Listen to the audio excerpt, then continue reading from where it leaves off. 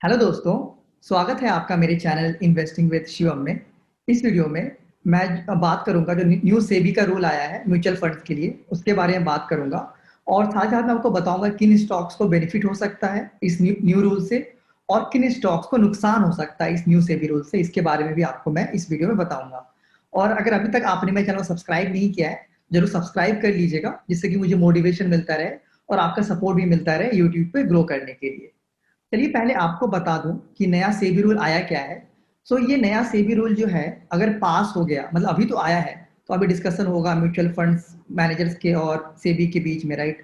तो मान के चलिए ये पास हो गया, अप्रूव हो गया, तो ये कब से लागू होगा? ये फेब 2021 से लागू हो जाएगा।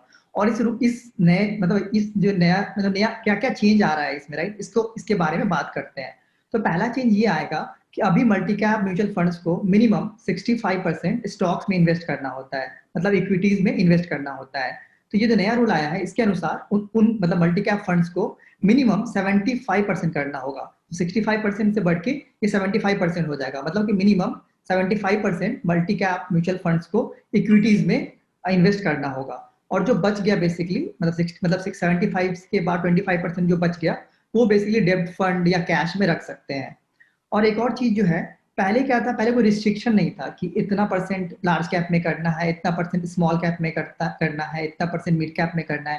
ऐसा कोई रिस्ट्रिक्शन नहीं था मल्टी कैप फंड्स के लिए। बट अगर इस रूल में मतलब इस नियम जो ये नया जो नियम आ रहा है, उसमें रिस्ट्रिक्शन है। उसमें रिस्ट्रिक्शन ये है कि मतलब 25% लार्ज कैप में करना ही है, और 25% मिड कैप में करना ही है, और 25% स्मॉल कैप में करना ही है। मतलब ये मिनिमम है। मतलब मिनिमम जितना पैसा मल्टी कैप मान के कोई फंड, मान के चलिए कोटक मल्टी कैप फंड है, राइट। इनके पास जितना पैसा आएगा उसमें से मिनिमम इनको 25% जो इनका इनके पास पैसा आएगा, उसको लार्ज कैप में लगाना होगा।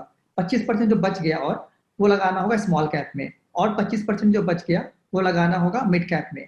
अब जो मतलब 75% तो चला ही गया, 25% जो और बच गया, अब उस पर डिपेंड करता है मतलब मैनेजर पे। वो या तो लार्ज कैप में लगा सकता है, या तो वो डेप्ट फंड में लगा सकता है, मतलब डेप्ट में लगा सकता है, या तो कैश में रख सकता है, वो फंड मैनेजर पे है। बट ये पहले रिस्ट्रिक्शन नहीं था। पहले मतलब 80% आपको मतलब लार्ज कैप में करना है तो कर दो, 50% स्मॉल कैप में करना है तो कर दो। तो पहले रिस्ट्रिक्शन नहीं था, बट अब रिस्ट्रिक्शन आ सकता है अगर ये अप्रूव हो गया तो। अब देखिए सेबी ने ये रूल क्यों लाया। अब देखिए सेबी का कोई, अब देखिए रूल उतना गलत भी नहीं है। अब सेबी ने ये कहा कि मल्टी कैप फंड्स का काम क्या है कि वो डाइवर्सिफाई करे, राइट। अब क्या हुआ है कि सारे multi cap funds large cap stocks में लग गए हैं। मैं अब डेटा दिखाऊंगा, तो सारे जो मतलब बड़े बड़े मल्टी कैप फंड्स हैं, सबने अपना 70% 80% पैसा लगा दिया लार्ज कैप फंड्स में। तो अब लार्ज कैप फंड्स और मल्टी कैप फंड्स में डिफरेंस क्या रह गया, राइट। उससे अच्छा मल्टी कैप को लार्ज कैप ही बना दो, राइट।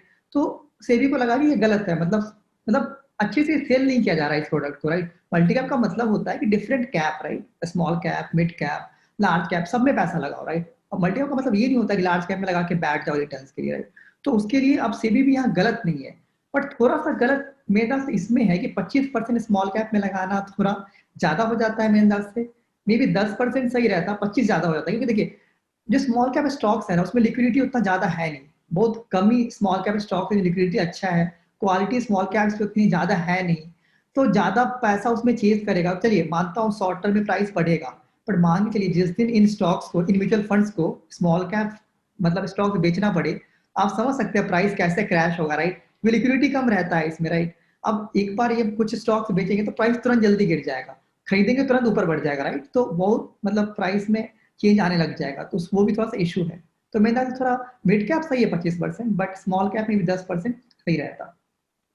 चलिए अब देखिए कि अभी क्या चल रहा है। देखिए Kotak standard multi cap fund है, सबसे बाई एसेट अंडर मैनेजमेंट सबसे बड़ी मल्टी कैप फंड है।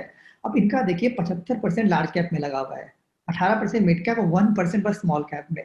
तो अगर और सबका भी देख लीजिए, मतलब एचडीएफसी ने तो 86% लगा दिया है, आई मीन मोतीलाल ओसवाल ने तो 90% लार्ज कैप में लगा दिया है, राइट। मतलब ये सही में देखिएगा तो ये गलत तरह से सेल किया जा रहा है लोगों को, राइट। मल्टी कैप के नाम पे लोगों को लार्ज कैप सेल किया जा रहा है, राइट। आप देखेंगे तो ये तो गलत है मेरे अंदाज से। ये तो गलत तो है, मतलब या तो ये फंड्स अपने आप को लार्ज कैप बोल ले, राइट, क्लासिफाई कर दे, क्योंकि कुछ ज्यादा ही पैसा लगा हुआ है आप देखेंगे लार्ज कैप में। तो अगर आप मल्टी कैप फंड खरीदते हो तो आप सोचते हैं कि राइट डाइवर्सिफाइड रहे सब में, राइट, थोड़ा रिटर्न आपको ज्यादा मिले compare to large cap fund, right. But ऐसा हो नहीं रहा है यहाँ पे।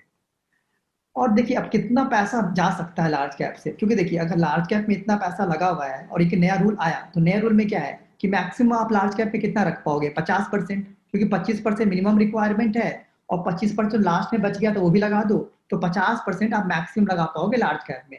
तो जो और सब जो पैसा इसमें से जाएगा, और लार्ज कैप में सब अगर 50% करेंगे अपना, तो जो एडिशनल पैसा जो सेल करेंगे, राइट, तो वो तो मिड कैप या स्मॉल कैप में जाना है। तो वो देखिए आपको एस्टिमेशन है कि 12,000 करोड़ जाएगा मिड कैप में और 24,000 करोड़ रुपया जा सकता है स्मॉल कैप में, अगर ये नियम लागू हुआ तो।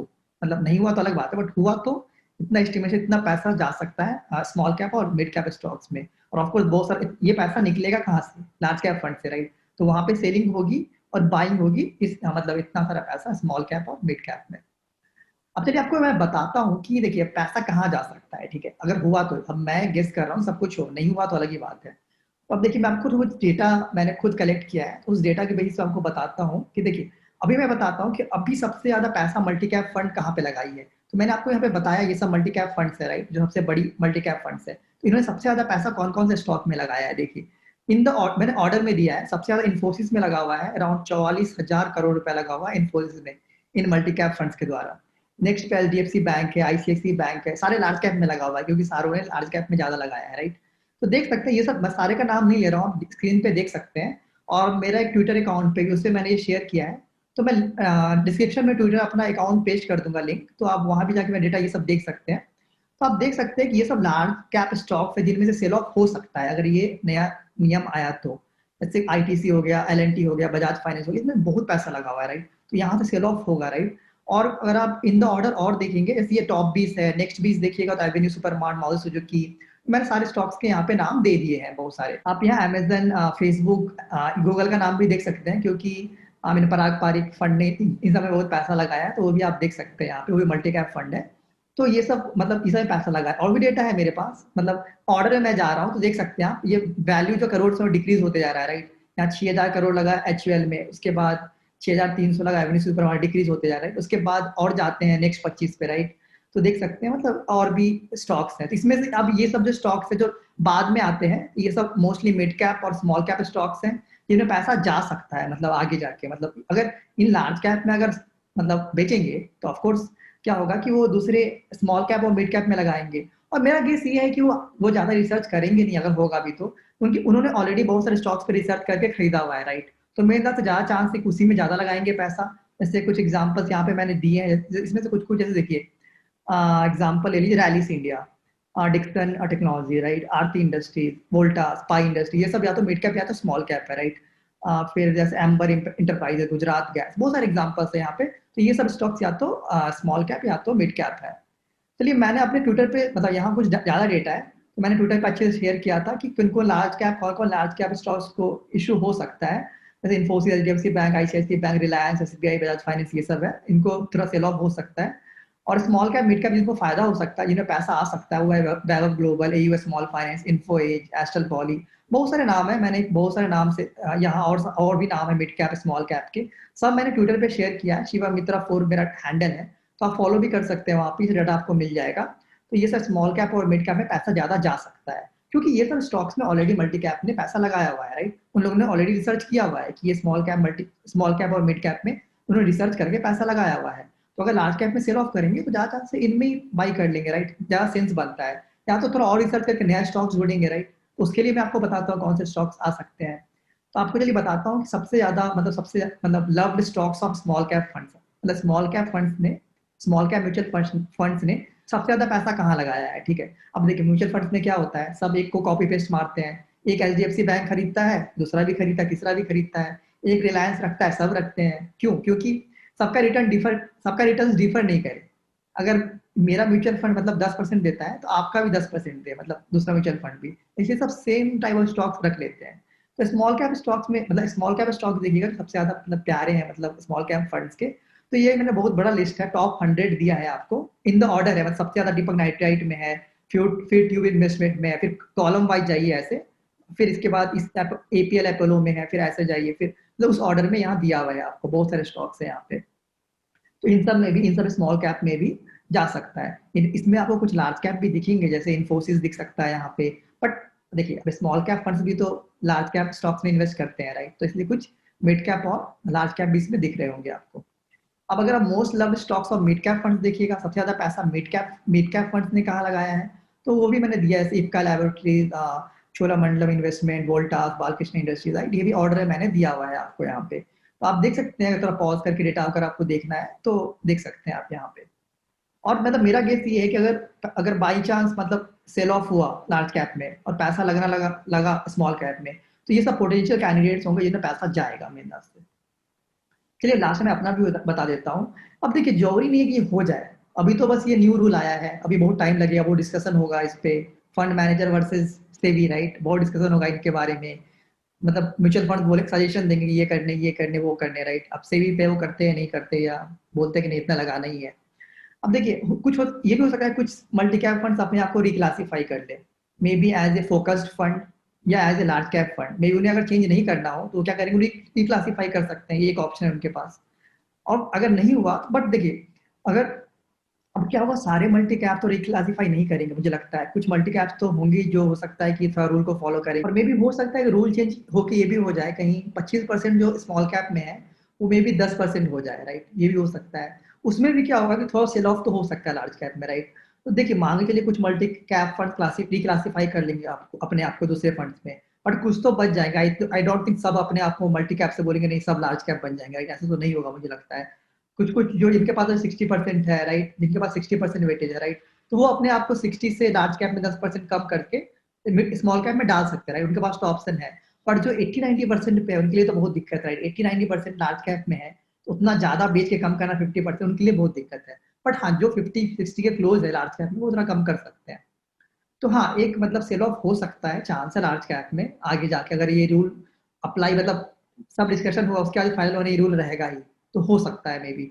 बट हाँ, आप नेगेटिव मत देखिए, अगर प्राइस कम होगा लार्ज कैप का फंड्स का, मान के चलिए गिरा भी अगर मान के चलिए, तो आपके लिए अच्छा है ना, कुछ क्वालिटीज कंपनी आपको अच्छा बाइंग अपॉर्चुनिटी दे सकती है, जैसे नेस्ले, एचडीएफसी बैंक, रिलायंस, ये सब, राइट, जो कुछ कुछ तो स्टॉक बहुत ओवर वैल्यूड हो गई है, तो आपको अच्छा बाइंग प्राइस मिल सकता है इनके लिए। और एक और चीज ये भी देखिए कि इन सब स्टॉक्स को जब बिकेंगी तो कोई ना कोई खरीद ही लेगा, राइट, हो सकता है फॉरेन इन्वेस्टर्स जो बहुत सारे फॉरेन फंड्स होते हैं, राइट, वो सब खरीद लेगा, क्योंकि उनका डिमांड बहुत ज्यादा है, एचडीएफसी बैंक, रिलायंस, ये सब का, राइट। मतलब जरूरी नहीं क्रैश हो ही, मतलब प्राइस प्राइस हो सकता है नहीं भी गिरे, क्योंकि जैसे ये लोग बेचेंगे हो सकता है फॉरेन इन्वेस्टर सब आके खरीद लेंगे, राइट। अब stock market demand and supply पे काम करता है, राइट। अब सप्लाई ज्यादा है बट डिमांड भी अगर ज्यादा आ गया तो स्टॉक प्राइस में उतना फर्क भी नहीं पड़ेगा फिर, तो वो भी हो सकता है। बट हाँ, मुझे लगता है कि अच्छा हो सकता है स्मॉल कैप और मिड कैप के लिए। लार्ज कैप के लिए कैसा भी हो, but small and mid cap के लिए मेरे अंदाज से अच्छा हो सकता है ये।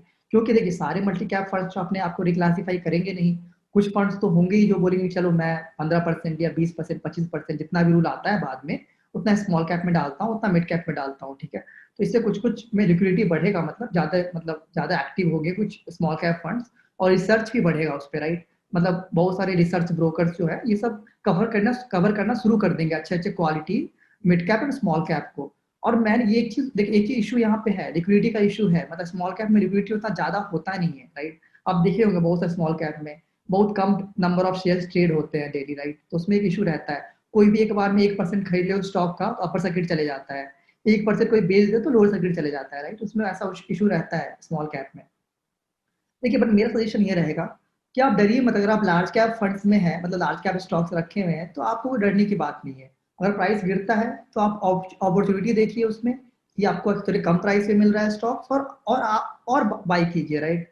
और अगर आप मान के चलिए स्मॉल कैप और मिड कैप में, मतलब मान के चलिए आप इन्वेस्टर हैं, मैं भी थोड़ा करता हूँ मिड कैप स्मॉल कैप में भी अच्छा खासा, तो मेरे लिए ये रहेगा कि आप quality mid cap small cap में कीजिए। अब ये नहीं है कोई कचरा स्टॉक्स में डाल दिया जाके पैसा, राइट, मतलब ऐसे ही, मतलब कि स्मॉल कैप के नाम पे, मतलब ये नहीं है किसी भी स्टॉक में डाल दिया, ये नहीं, मिड कैप के नाम पे ये नहीं किसी भी स्टॉक में डाल दिया, क्वालिटी देखिए, मतलब, राइट। शॉर्ट टर्म में हो सकता है कि सबका प्राइस बढ़ जाए, मे बी शॉर्ट एक महीने के लिए, राइट, बट फिर जाके वही चले जाएगा, क्वालिटी नहीं होगा तो फिर जाके एक महीने बाद नीचे चले जाएगा, राइट। तो मैं बोलूँ क्वालिटी पे फोकस कीजिए, और ये सब स्टॉक जो आपको मैंने बताया है, जो ऑलरेडी म्यूचुअल फंड रखे हुए हैं मिड कैप में स्मॉल कैप में, राइट, और ऑलरेडी ये सब जो स्टॉक्स मैंने बताया ये सब पे देखिए, ये सब क्वालिटी स्टॉक्स है, क्योंकि सब रिसर्च किया हुआ है म्यूचुअल फंड द्वारा। तो मोस्ट, मतलब ऐसा नहीं कह रहा हूँ सारे स्टॉक्स अच्छे होंगे इनमें से, बट मैं सही बताऊँ 90% इनमें से क्वालिटी स्टॉक्स होंगे, क्योंकि जब म्यूचुअल फंड्स कोई भी स्टॉक बाई करती है तो वो बहुत रिसर्च करके बाई करती है, मैनेजमेंट पे सब कुछ पे। मेरा कहने का अर्थ ये है कि 90% कम से कम इनमें से स्टॉक्स बहुत क्वालिटी स्टॉक्स है, और आप इसमें रिसर्च कीजिए अगर आपको बाई करना है लॉन्ग टर्म के लिए तो। कचरा स्टॉक्स में मत डाल दीजिए, मतलब ऐसे किसी में भी स्मॉल कैप, मिड कैप में। तो ये मेरा व्यू था इस पे। आप भी कमेंट से बताइएगा मुझे कि आपको ये नया रूल कैसा लगता है और आपको क्या लगता है, मतलब कौन-कौन से स्टॉक बेनिफिट कर सकते हैं इससे? और मतलब आपको क्या लगता है लार्ज कैप में आपको लगता है कि सेल ऑफ होगा बाद में जाके इस रूल के कारण? तो ये सब के बारे में आप भी अपना ओपिनियन कमेंट सेक्शन में ज़रूर दीजिएगा। तो इस वीडियो के लिए इतना ही, धन्यवाद।